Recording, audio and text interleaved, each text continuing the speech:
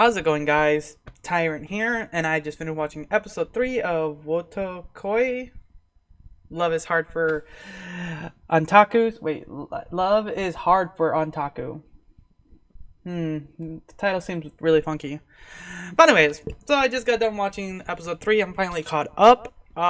And now I can watch it weekly, which makes me mad because I'm actually really enjoying it. For it's if you've seen my other two reviews, like I said, it's it's very enjoyable to watch. There is a sense of realism, and it's like I said, it's a simple, fun watch. Let's talk about this episode. So this episode, what I found interesting was, we'll split it into two. First part. So I forget what the big convention is called, and I'm really disappointed with myself right now. And I still can't remember the names of the characters. I'll do my best to try to remember. Like, I watched them straight through, and I'm just having too much fun watching them that I'm literally over my head. But so the first part is that she's finally done with her book, and she's trying to sell it with the help of her boyfriend. I'm gonna just say that, and they're doing their distribution. They're there. She's having a joy. She's having fun doing all this, and he's there supporting her. He gets a little jealous, but he's there doing his thing. There's a scene here where she's like really antsy, and she really wants to just go out and do her own thing. Not do her own thing, but there's a special event happening that she really wants to go, but she can't. But her being a good boyfriend says, "Go for it. I'll take care of your station. Do it."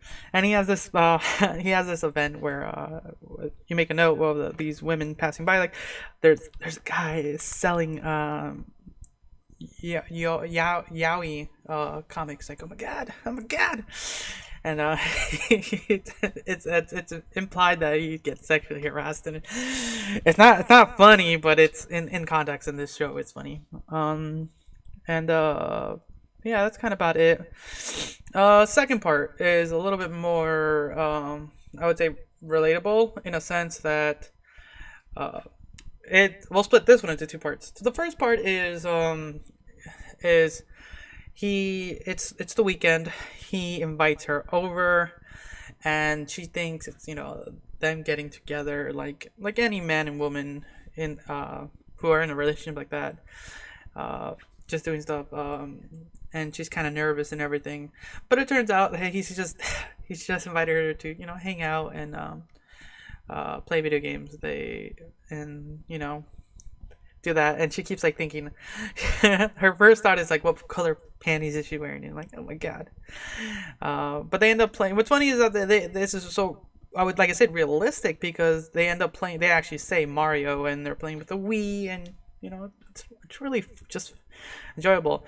Her mood gets a little less negative. Or it goes up negative and back down a little bit, because their friends come over and to hang out and play games and chit chat and stuff like that, and it becomes kind of a sleepover, and they're just doing their thing. And there's one mistake I did make. I didn't know that our side characters, I would say, our male and female leads friends, are actually dating each other. So that's my own mistake. But that square has been filled. Now the X's need to be filled again. But they're all hanging out, and during this time, two things happen. Three things. I'm gonna say two things happen. So during this time, we get a little fun scene of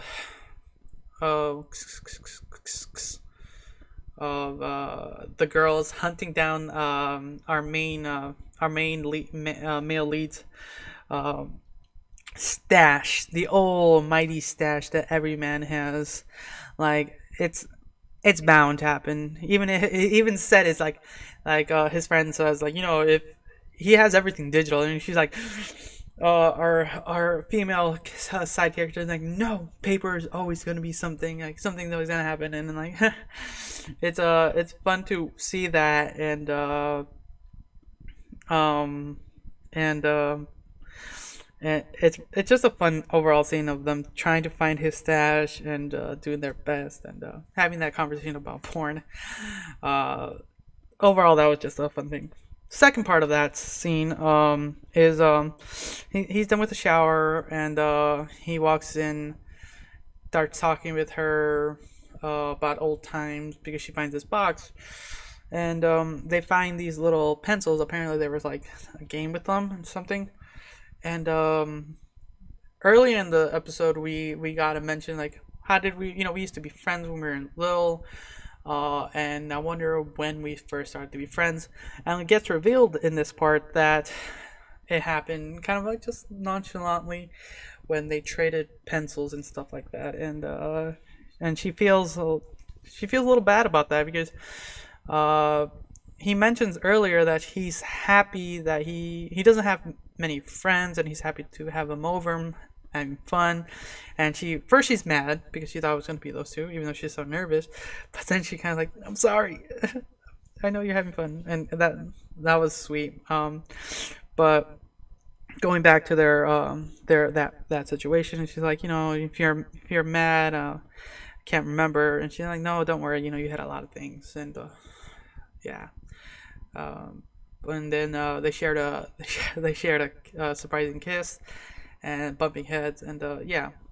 It's later implied that they did sleep together, if you watch the secret ending and things like that, because they bring back the topic of pink, uh, which originally he thought was a pink Wii remote, uh, but as we all know, she was talking about her panties. And she brings up the fact that they were beige, and like, I'm sorry they were beige, and yeah, come on, it's implied there that they slept together. Uh, uh, and yeah, he bought a pink Wii remote, and also we find out where his stash was hidden. He left it in his office inside of his friend's thing, and it was like, yeah, yeah. So that's kind of it. That's kind of my thoughts on this episode. Like I said, it's a really fun show. Now I'm really disappointed that I have to wait weekly. Why? Why? But doesn't matter. So yeah, I'm gonna leave it at that. So thanks again for watching. Until next time, see you.